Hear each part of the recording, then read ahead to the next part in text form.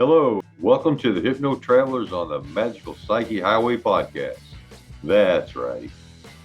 Your host and tour guide is Scott, a healer, hypnotist, and a magician. And your bus driver is Jason Gobeli, also a hypnotist, an entrepreneur, and a spiritual guide. Trip with us on the Inner Revelation bus. That's right. One quick disclaimer, neither Jason, Scott, or any of our guests here today are licensed professional psychologists or psychiatrists. So please don't make any changes to any medication or treatments that you are currently on, based on the conversation that you hear here today. Just hop on the bus and enjoy the ride. Give us a like, love, or comment, and remember to share your experience with others because there is always room for more in this bus. That's right. Hi, this is Jason Gobeli with the Hypno Travelers on the Magical Psyche Highway, and today is going to be a little bit different. This is kind of a bonus. It's not an episode. I've got a long drive, so I thought let's get to know your bus driver. So today it's get to know your bus driver. So I'm going to talk to you all for a while as I'm driving and let you know a little bit about this bus driver who's driving on your magical psyche highway. So I hope to get a little raw and tell you about who I am. Anyway, my name's Jason Gobeli. I was born in Cumberland, Maryland, in the sticks in Western Maryland. And I thought I grew up pretty much with a typical childhood life, but then again, don't we all? And I grew up in Western Maryland, and I guess one of the most significant events that happened to me growing up was I'm the oldest of four boys, and when no girls, and when I was 11 years old on Thanksgiving Day, my father OD'd in the backyard. Went to the hospital comatose, and that was the last we saw of him because he died a few weeks later. And see, he suffered from, a disease of addiction. He drank too much and had diabetes, and his liver was messed up and all kinds of things. He was 35 years old when he passed. And I guess that was a significant part in my life to play who I am. And other than that, a couple of years later, my mom remarried, and we moved from Western Maryland in the sticks to California. And back in those days, that was probably 1976 when we moved to California. I really didn't fit in, and I wasn't part of the groups. I mean, in Maryland, I was in sports and athletic and stuff like this, and I tried to get involved in California, but in those days there was no MTV, or it wasn't very commercial. Our biggest store in Western Maryland was probably the Sears, and when I came and moved to California, I was a little bit more of an outcast because I had those Eskimo jackets with the fur all around the outside, and I back then in late 70s, we were still living in the 60s back there, I guess, because I had the big platform shoes that were the blue and bright blue, turquoise blue and orange velvet, and the bell-bottom pants and what have you. And when I moved to California, things were a little bit different. In the late 70s, early 80s, I moved to California, and most of the kids in school were in Big Bell Levi's and Van Halen t-shirts and stuff like this. So needless to say, I didn't really fit in.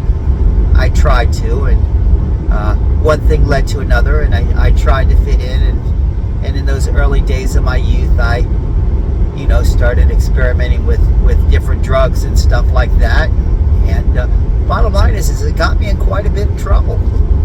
And I was getting ready to get kicked out of school and be suspended. So what I did is I started going to church, and I became a born-again Christian and started doing that thing. And I wasn't typical normal, like you would say. I my hair was long, and I used to hand out those little comic strip Bible tracts, and I pretty much preached to everybody that I saw. I was the hippie at the bus stop that was preaching to people about being saved, and that lasted for a little while. I stopped doing any drinking or any other drugs, and that lasted probably for a good 6 months, until one day I drank a beer, and that sent me on a spiral down. I quit anything that had to do with faith, and I started running amok. And that was when I started practicing other religions and stuff like this, even some dark stuff. And it took me to a dark part in my life, and that lasted, I want to say, probably from about 1980 till 1989, that I was just running crazy. And during this period where I was running crazy and getting involved in all kind of things, I had the theory that if I'm going to die tomorrow and go to hell, I might as well live life to the fullest today. So I went to school, I did some studying, and the things that I would study were, the power of positive thinking and psychic abilities and stuff like that. And I used to listen to the self-hypnosis tapes, and I got involved in sales, so that fit hand in hand with the power of positive thinking. As a matter of fact, I think it was like 86 through 89, I ended up in the car business doing car sales, and it became pretty successful at it, even though I was running crazy. I worked for the #1 Mitsubishi dealership in the United States, and I became the sales manager of the #1 team in the United States. So I was pretty proud of myself. But the bottom line is I just had too much money for a dumb young kid, and I was wasting my money and doing the drugs and whatever, and I got myself into some serious trouble. Also, I want to say in 86, right around this same time, I got married to a girl I met at the college, and we had a pretty tumultuous relationship, to say the least, because all the partying was there and what have you, and so I wasn't a very good husband and didn't know much about it. I wasn't a faithful man or anything like that back in those days. In 1989, I ended up in rehab, and I went through this rehab and started to turn my life around. I got involved in a 12-step program, but it was obvious that I really didn't know how to function right, because it seems like I never really fit in anywhere through elementary school or anything like that. I just always felt like I was an outsider. And, I tried to get along with other kids and tried to get, build these relationships, but it just never really clicked, because I always felt different. And later I realized, with the drugs, and even before I did the drugs with the sports and things like this, I'd always look for something outside of my body, outside of me, to fix the issues and the problems that were going on inside of me. So anyway, that's kind of what was happening. I'd always try to solve internal problems with external solutions. So even after I stopped using and I got clean and my life started to turn around, I still had problems living. And some of the reasons I had problems living is I would innately blame other people, places, and things for my actions and my behavior. I wasn't taking responsibility for my actions. So, I did a lot of work on myself, a lot of material work and some inventories, and I started living different ways, and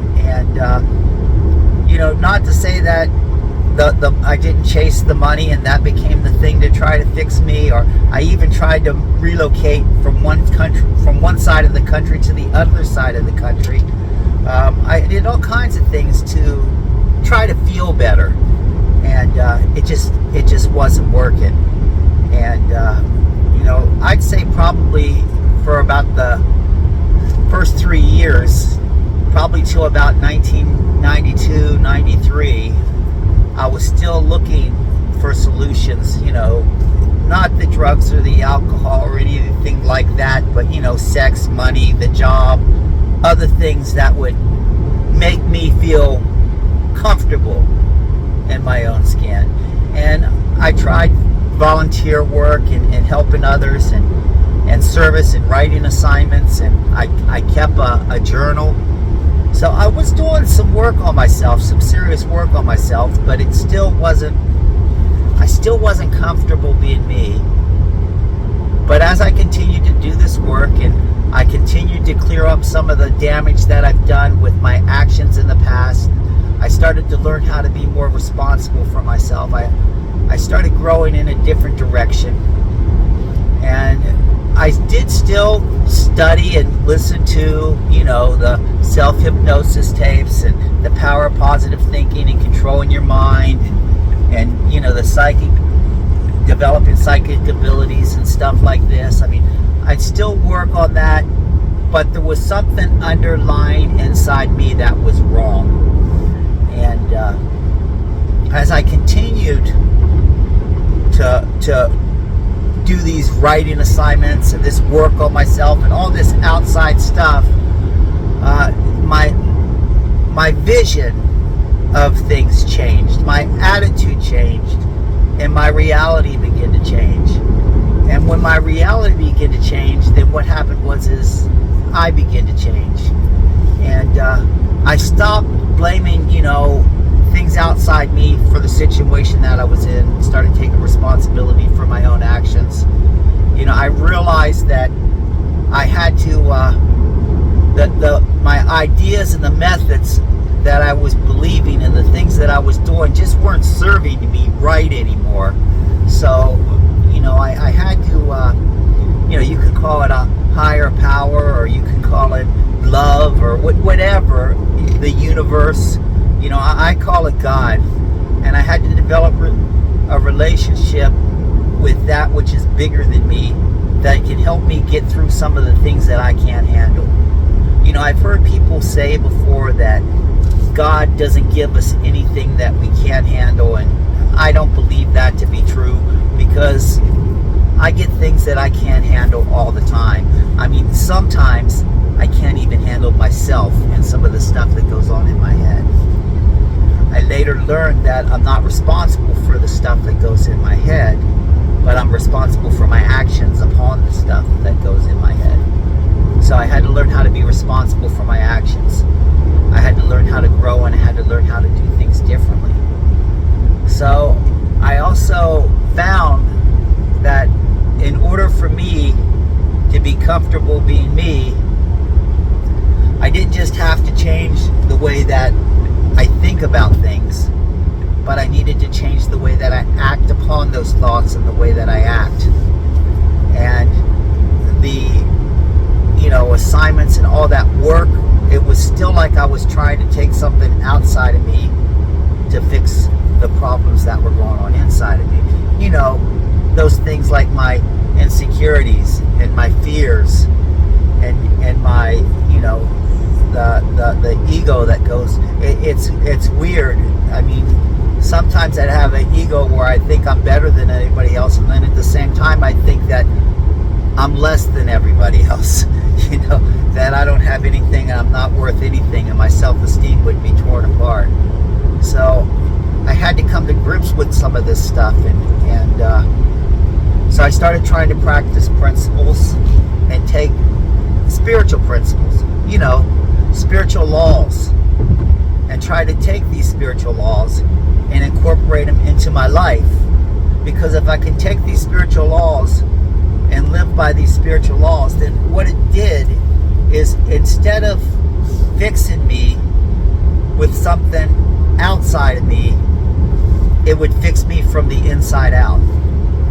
So first thing is, I stay clean, because I can't get anything accomplished if my head's not clear and I'm not clean. I mean, after I got clean, I start working on living by some principles like kindness, love, patience, trust, faith. These things that where I can reach out and change not just the way I think, but the way that I act, so I don't have to be that same, for lack of better words, piece of shit that I always felt that I was. I could grow and become more. And I started to look at things like motives. I mean, it's good to do the right thing for the right reasons. As a matter of fact, doing the right thing for the right reasons is much better than doing the wrong thing. Doing the right thing's always better than doing the wrong thing. But if I'm doing the wrong thing for the wrong reasons, it's better than doing the wrong thing, but it's always best to do the right thing for the right reasons. There's change that happens when I act appropriately and do the right thing for the right reasons. So I continue to grow, and I continue to act differently, and I continue to change. And my focus changed. My selfish needs gradually turn into a concern for others. And you know what? It changed in the way I ran my businesses too. Because when I was selling cars, it was about one thing: making money. But then later, even after I got my head straight with the drugs and everything, I was still messed up because I was selling insurance and it was still about making money. But later, I started doing other things where I sold furniture. I tried to help others. I still had a strong focus on the money.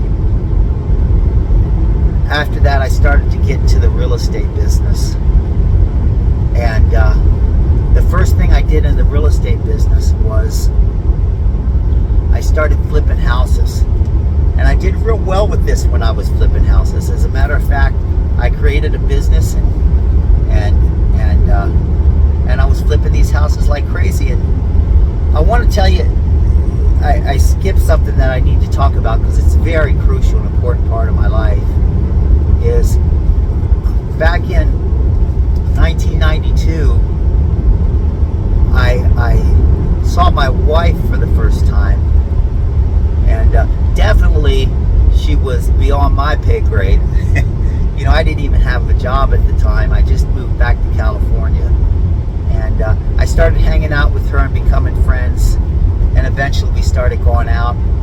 And since I still had to do a lot of work on me, there were some rough stages, but in 1995 we got married, and she had a son, and her name's Tricia, by the way, beautiful redhead. I'm really blessed to have her in my life, and she had a son, James, and he was 6, and I ended up getting real close to him, and I raised him. He's my son. He calls me dad, and he's my son, and he's about 37 now, but I pretty much raised him. And we've, like father and son, we've bumped heads, but we've grown real close over the years. Anyway,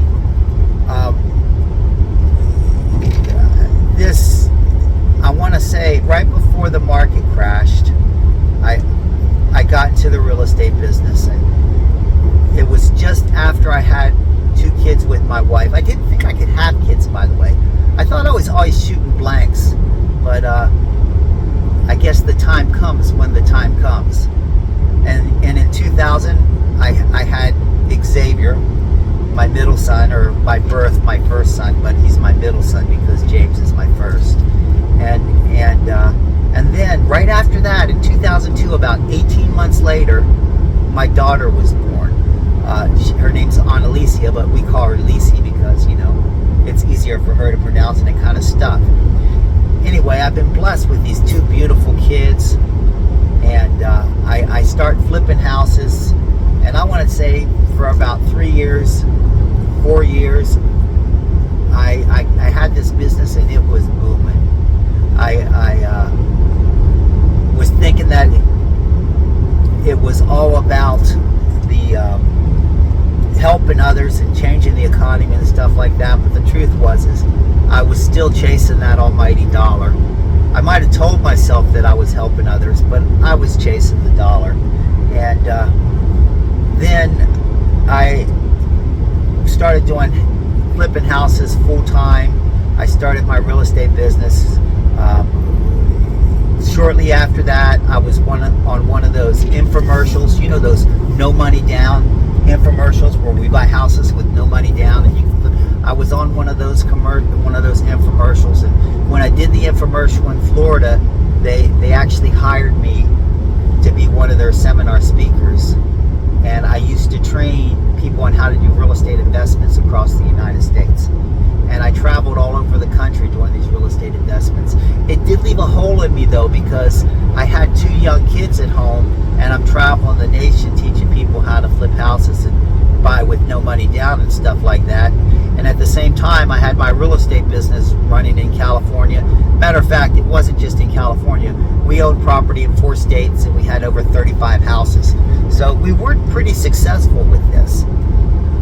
But inside, still, even though I'm trying to teach other people how to financially change their lives and things like that, inside, I still had this thing where I had issues. Matter of fact, I was fighting with God, because I thought this whole empire that had come from the real estate and everything was all because of me. And my ego had grown quite a bit. It was hard for me to walk through the door.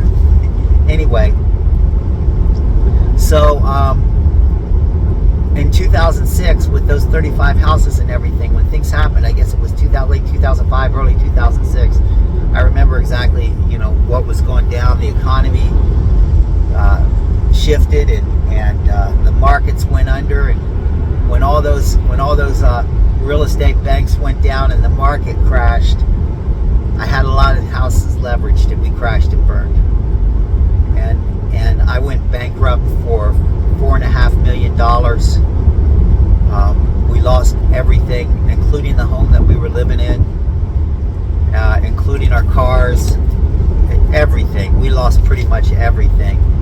And it was rough because, I had 2 young kids in the house, 2 babies that I was trying to raise, plus my wife. And at that time too, my father-in-law, my wife's dad, had moved in with us. And when he moved in with us, he probably moved in with us at about 2004. I'm guessing, I'm not sure the exact year. It was right after my mother-in-law had died. I remember when she died, because she was having a hard time breathing and she was in hospital. And I went to visit her, and she was hanging on. And my wife visited her, and my brother-in-laws and sister-in-laws visited her. And then when I went in to visit her, I looked at her, and I knew she'd been carrying a lot of weight. And I told her that she didn't need to worry about her daughter, her grandkids, or her husband, because I'd be there to take care of them. And so when she passed, my father-in-law moved in with us, and we started taking care of my father-in-law. So anyway, he was with us, the kids were with us, my wife were with us. We went bankrupt, and we lost everything. I mean, everything. And my brother-in-law helped us get into another house, which we rented from him. And a big thing changed is I started to get in touch with, the source.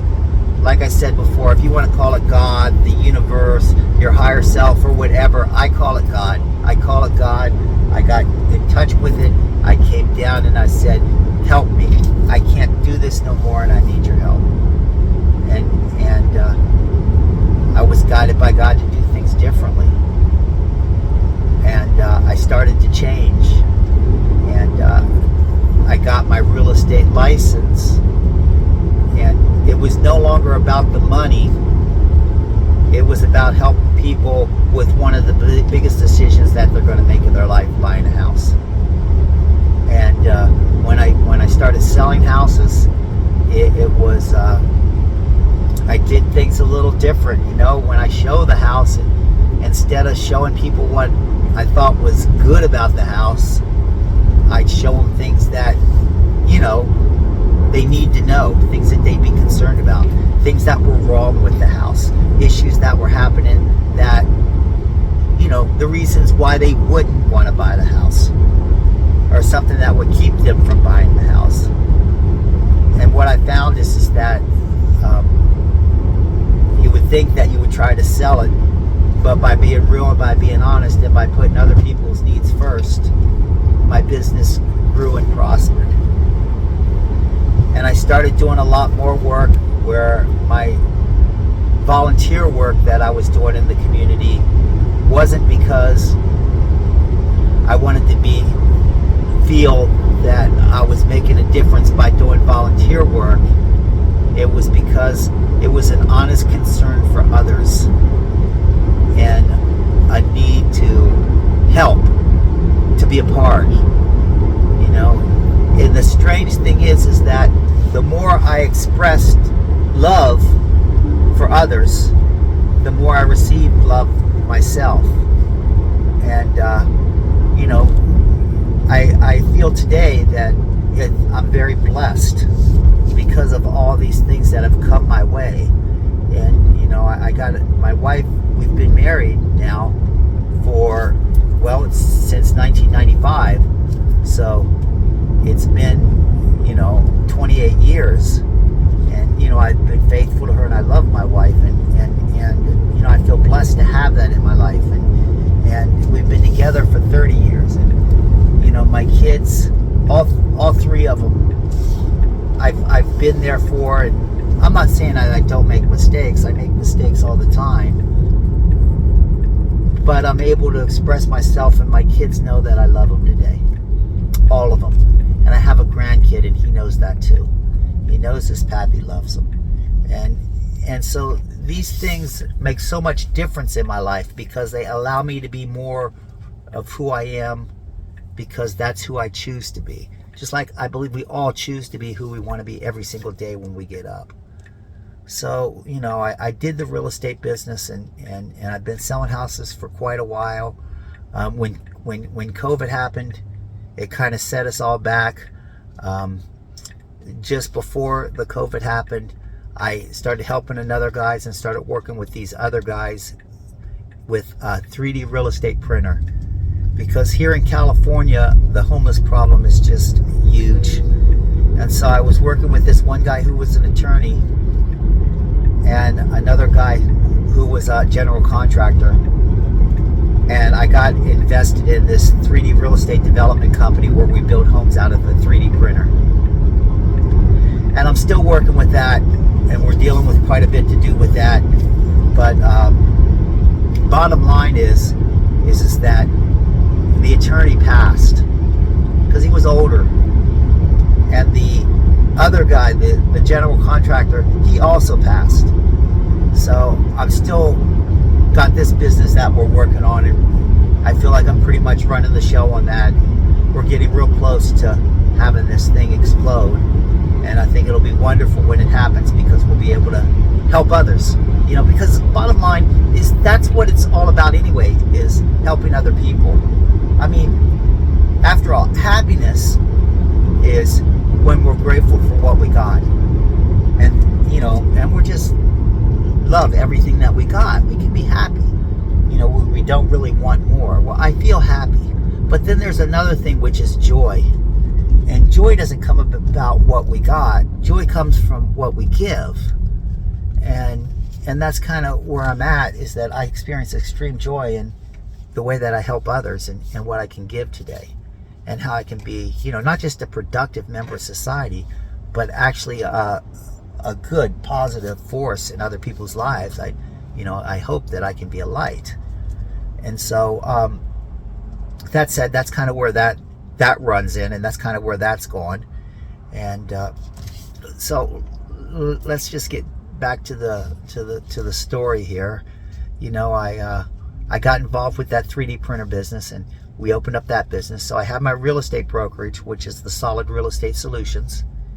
And then I have the 3D real estate developers, where we're building homes with the 3D printer.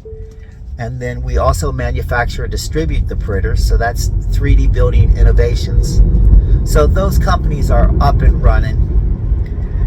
And then, like I said, COVID happened. And it kind of like slowed everything down. And, I still got involved. I was still active in service as best as I could be. A lot of it online. But the other thing is when COVID happened, I did something else. I did a Jose Silva course, and I started working more on meditation and being able to get to deeper levels where, I can have some real good positive change.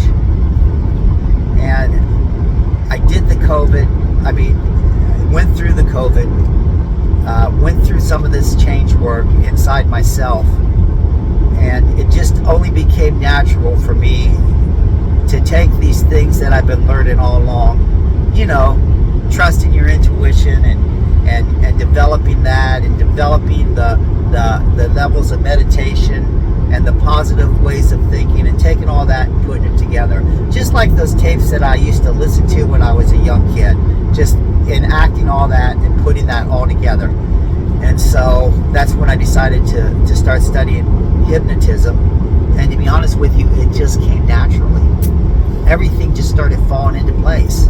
And it was like, this is what I'm supposed to do. And I found that I could really touch people's lives when I met them, and help change lives right after I meet a person, if they're willing to work with me. Like if I find someone and I cross their path, I can shine a light on those cloudy areas and help someone, to get beyond whatever they need to get beyond, if they just want to spend the time with me. And when I say we, I don't mean me, like I'm all powerful and everything, because the truth is that I'm not. When I say we, I mean with my God, and together with their spirit or their being or their power that's in them, that together we heal and we grow, and we can get through some of these things. And it's just beautiful the way some of that unfolds. And so shortly after that, I decided I would start doing events. So that's why I planned the Universal Hypno Healing event, to where we can do group hypnosis and group meditation, and where we can all heal each other and grow and expand our horizons, and just take it to an even deeper level of health and healing and just love, pretty much. Just expand that love, because once you throw that love out into the universe, it just comes back. Just expand it, and it just goes all over the place.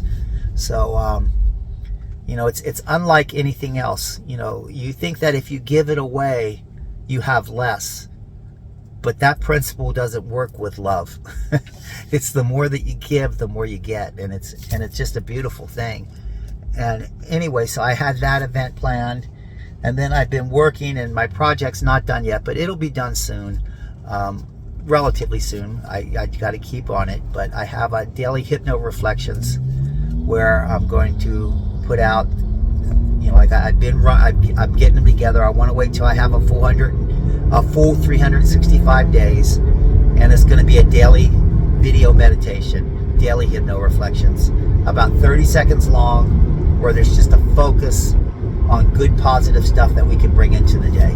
That's it. Each day a new focus. And anyway, so I have that working, and then I talked to my buddy Xcott, which is why I'm here, and we decided to do a podcast daily, a weekly podcast. And the weekly podcast is, the Hypno Travelers on the Magical Psyche Highway. We thought we'd make it kind of fun, kind of hip, with the bus and the wings, so that we can go anywhere and just take it where we need to go. But the real thing about this, the real root of this podcast, is me and Scott both, we want to focus on helping others, and alternative methods of healing. Basically, it's all about healing. That's about what can we do to help heal each other every day. And we don't want to just be stuck in a box. That's why there's wings on the van. We want it to grow. So we use different forms of healing. We got Scott's a magician. Scott had been in the medical field for years. He's also from the military, and he'd been in the medical field for years doing doing surgeries and stuff like this in traditional medicine, and he's also a hypnotist. So we got that. And then there's me, kind of a flip side. I've been, an entrepreneur, opening up multiple businesses. I got a lot of spiritual stuff I do. There was a stage there whenever I was doing the real estate seminars that I actually became ordained as a minister. And I got my family. Scott's single, I'm a family man. So we got a couple of different perspectives. And I thought it would be a great combination. Scott thought it would be a great combination on opening it up and interviewing people who heal. The lovers, the people who heal in the universe. So we've got people from podcasts. We got people who do other things with mind alchemy, Reiki, different factor focus and different things. And we're even going to have a comedian do laughter, the healing power of laughter, pretty soon. But the bottom line is that's what we're focused on. We're focused on healing. Now, I don't know how long I've been talking. I guess I've been talking for a little while, so I guess this is an episode. So I just wanted to share that with you guys. I'm going to put this one up unedited. This was raw. This session that I'm giving you today is get to know your bus driver. And I thought, Jason, let's be raw. At first I was afraid.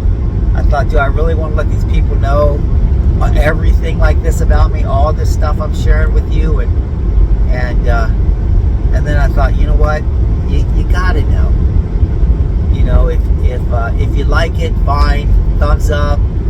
If you think, dude, this dude's been involved in drugs and all kinds of dark stuff, and I don't know if I want to talk to this guy or be with that, give me a thumbs down. I really don't care. Comment. I'd really like you to comment. I'd love you to share. I'd love you to click that link that says share. Because basically today I'm going to be an open book. And if you have any questions or anybody wants to engage with anything, throw it my way. I do feel blessed, man. I feel blessed today, extremely blessed today. I feel blessed because, I feel blessed because of everything I got and everything that's part of my life today. I feel blessed first and foremost for my relationship that I've built with my God.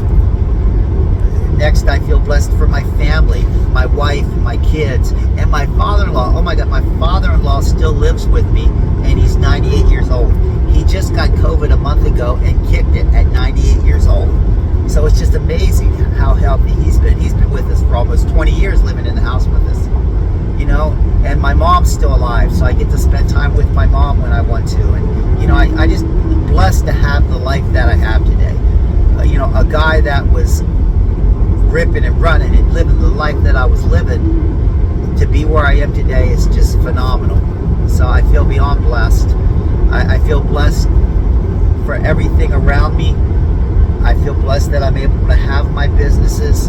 I feel blessed that I'm able to help others and just be in touch with that, where I can be there and try to be a light. And you know what, I also, and there's some of you guys that are watching this too that are my friends, real friends. I got a lot of people that I love with all my heart that love me, and it's just so amazing that a guy like me could experience the life that I have today.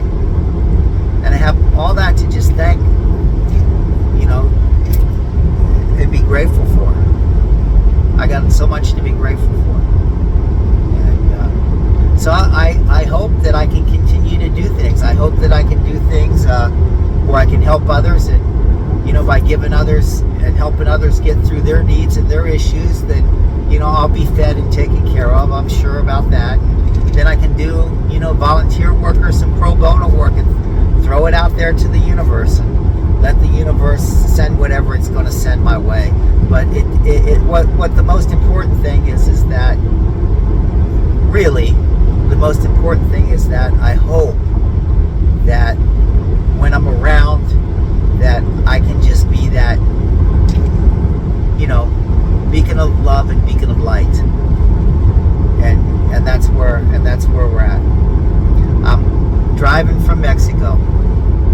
I'm on the way back from getting some teeth work done. See, I got a full smile today, and I just got some dental work done. I had some implants done. I mean, I just told you about my crazy youth, so needless to say, it definitely had some wreckage on my teeth. But I just had my implants done, and I thought, what a better time than when I'm driving past this salton sea in the middle of nowhere, that I could just share with you guys what's really going on. So that's right. Oh, and by the way, when I was over there